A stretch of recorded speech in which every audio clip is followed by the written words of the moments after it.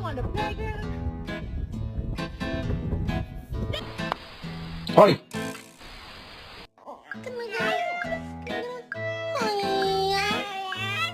Excuse me, I had an appointment for today.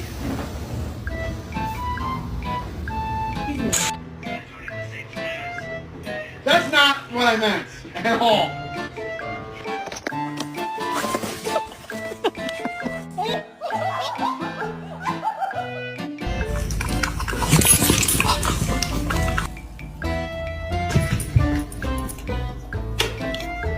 What will it be, Mr. Bond?